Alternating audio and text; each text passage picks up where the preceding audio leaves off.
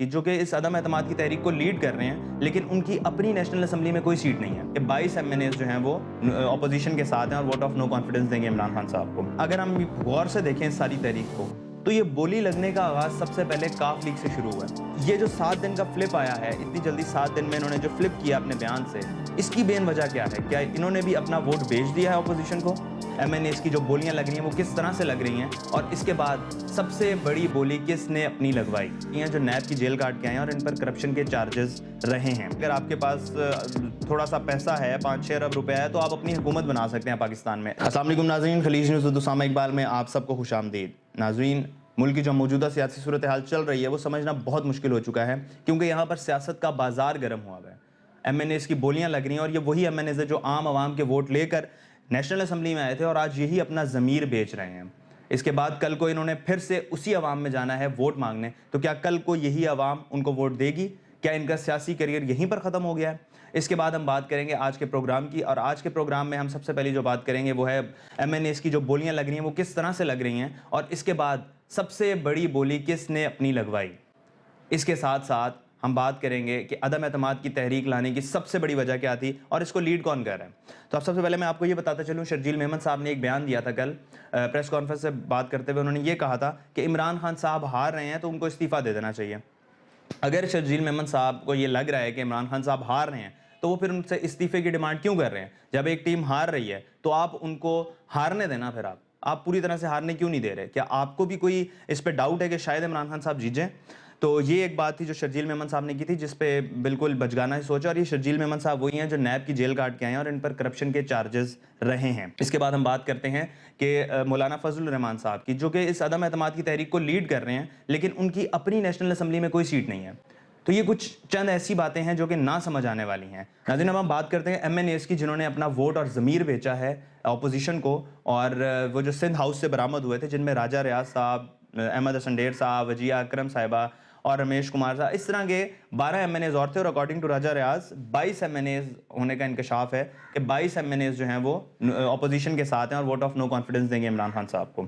تو اس میں سے میں آپ کو سب سے پہلے بتاتا چلوں کہ احمد حسن ڈیر صاحب ہیں، جو کہ پی ٹی آئی کے کارکن رہ چکے ہیں، پی ٹی آئی کی ایم این اے کی سیٹ پہ انہوں نے اپنا ووٹ بیچا۔ اس کے ساتھ ساتھ وجیہ اکرم صاحبہ، جو کہ پارلیمانی سیکرٹری فار ایجوکیشن بھی ہیں، اور یہ بغیر الیکشن لڑے ریزرو سیٹ پہ آئی تھیں نیشنل اسمبلی میں، اور انہوں نے 7 دن پہلے ایک بیان دیا تھا کہ پاکستان میں عورتوں کو ان کے حقوق مل رہے ہیں اور عمران خان صاحب اچھا کام کر رہے ہیں، اور اب 7 دن بعد ان کا وہ بیان چینج ہو کر یہ بن گیا ہے کہ پاکستان میں سب کے خواب چکنا چور ہو گئے ہیں۔ تو یہ جو 7 دن کا فلپ آیا ہے، اتنی جلدی 7 دن میں انہوں نے جو فلپ کیا اپنے بیان سے، اس کی بین وجہ کیا ہے؟ کیا انہوں نے بھی اپنا ووٹ بیچ دیا ہے اپوزیشن کو؟ اس کے بعد اگر ہم بات کریں رمیش کمار صاحب کی، تو یہ مائنورٹی سیٹ پر آ کر نیشنل اسمبلی میں بیٹھے تھے، اور اب انہوں نے بھی اپنا ووٹ نون لیگ کو اور اپوزیشن جو بھی ہے اپوزیشن کو بیچ دیا ہے۔ اس کے ساتھ اگر ہم بات کریں جو کہ ہمارے ہیں راجہ ریاض صاحب کی بھی طرف سے کئی سخت آئے تھے، بیانات سامنے آئے تھے، منظر عام پر آئے تھے، تو وہ بھی اپنا جو ضمیر ہے وہ بیچ چکے ہیں۔ اب کہنے کی بات یہ ہے کہ یہ سارے کہہ رہے تھے کہ عمران خان صاحب کی حکومت سے ان کو یہ پرابلم ہے کہ ان کی پالیسی میکنگ انہیں سمجھ نہیں آ رہی ہے، ان کو اس طرح سے ایکنالج نہیں کیا جا رہا۔ تو آپ یہ بتائیے کہ جب آپ لوگوں کو ریزرو سیٹ پر لا کر بٹھایا جا رہا ہے نیشنل اسمبلی میں، تو بھی آپ کو ایکنالج نہیں کیا جا رہا۔ اگر آپ لوگ اپنی بیسس پر، اگر یہ جتنے بھی ایم این ایز ہیں یہ اپنی بیسس پر الیکشن لڑیں، تو یہ لوگ یونین کونسل کا الیکشن بھی نہیں جیت سکتے، ان کی اتنی فین فالوئنگ بھی نہیں ہے، اور ان کو اٹھا کر نیشنل اسمبلی میں بٹھایا گیا تھا، ان کو وہ چیز راس نہیں آئی، اور انہوں نے ابھی بھی اپنا ضمیر بیچا۔ تو یہ چند ایم این ایز تھے جنہوں نے اپنی بولی لگوائی تھی، اور یہ بولی 10 کروڑ سے شروع ہو کر 25 کروڑ تک جاتی ہے سورسز کے مطابق، اور یہ کوئی چھوٹی رقم نہیں ہے۔ اس کا مطلب یہ ہے کہ اگر آپ کے پاس تھوڑا سا پیسہ ہے، 5-6 ارب روپے ہے، تو آپ اپنی حکومت بنا سکتے ہیں پاکستان میں۔ جو موجودہ سیاسی صورتحال چل رہی ہے اس کو دیکھ کے بالکل یہی کہا جا سکتا ہے۔ اب ہم بات کرتے ہیں مسلم لیگ کاف کی۔ یہ وہ واحد جماعت ہے جس کی 5 سیٹس ہیں نیشنل اسمبلی میں، اور یہ 5 سیٹس کی بیسس پر ان کو 2 منسٹریز ملی ہوئی ہیں، اور اس کے ساتھ ساتھ اسپیکر پنجاب اسمبلی بنایا گیا ہے چودھری پرویز الہی صاحب کو۔ اب پرویز الہی صاحب کی طرف سے کچھ بیانات چل رہے تھے، اور یہ سب سے مزے کی جو بات تھی، جو پورے گرما گرمی چلی ہے سیاست کی،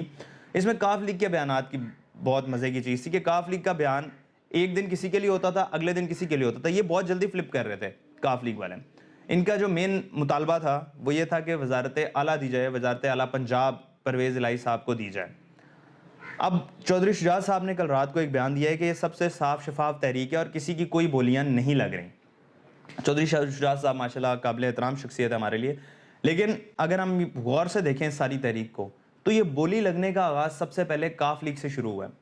اور کاف لیگ نے ہی سب سے پہلے مطالبہ کیا تھا کہ ہمیں وزارت اعلیٰ دی جائے، جو ہمیں وزارت اعلیٰ دے گا ہم اس پارٹی کو سپورٹ کریں گے۔ تو سب سے بڑی بولی تو کاف لیگ نے خود لگوائی ہے اپنی، تو اس میں وہ کیوں مطالبہ کر رہے ہیں جی کہ چودھری شجاعت صاحب یہ کیوں بیان دے رہے ہیں کہ یہ جو ہے صاف شفاف تحریک چل رہی ہے اور اس میں کوئی بولی نہیں لگ رہی۔ آپ ایک دن کسی پارٹی کے ساتھ ہوتے ہیں، اگلے دن پھر پی ٹی آئی سے فلپ کر کے اپوزیشن کو سپورٹ کرتے ہیں، پھر دوسرے دن آپ کا فلپ ہوتا ہے آپ پی ٹی آئی کو سپورٹ کرتے ہیں، پھر اپوزیشن میں جا رہے ہیں۔ تو یہ ایک بڑی عجیب سی انہونی سی چیز ہے اور بجوانہ سی چیزیں چل رہی ہیں اس ملک میں کہ ان کو 2 منسٹریز بھی ملی ہوئی ہیں، اس کے ساتھ اسپیکر پنجاب اسمبلی بھی بنایا گیا ہے پرویز الہی صاحب کو، اس کے بعد بھی ان کی نظر وزارت اعلیٰ پنجاب پر ہے، جو کہ صرف 5 نیشنل اسمبلی کی سیٹس پر وہ یہ مطالبہ کر رہے ہیں۔ اس کے بعد ہم بات کرتے ہیں شہباز شریف صاحب کی۔ شہباز شریف صاحب نے ندیم ملک کے ایک پروگرام میں ایبسولوٹلی ناٹ کا لفظ استعمال کیا تھا کہ عمران خان صاحب نے ایبسولوٹلی ناٹ کیوں کہا۔ تو اس بات سے ہم یہ اخذ کر سکتے ہیں کہ عدم اعتماد کی تحریک لانے کا سب سے بڑا جو مطلب تھا، سب سے بڑی وجہ جو تھی وہ یہی تھی کہ ایبسولوٹلی ناٹ کیوں کہا گیا امریکہ کو۔ اس کے ساتھ ساتھ جو یورپی یونین کو آنکھیں دکھائیں گئی وہ کیوں دکھائیں گی؟ جو ایک پریس کانفرنس ہوئی تھی مشترکہ پیپلز پارٹی کی، نون لیگ کی، جس میں شہباز شریف، یوسف رضا گیلانی، مولانا فضل الرحمان صاحب، آصف علی زرداری صاحب، شازیہ مری صاحبہ، یہ سب لوگ موجود تھے۔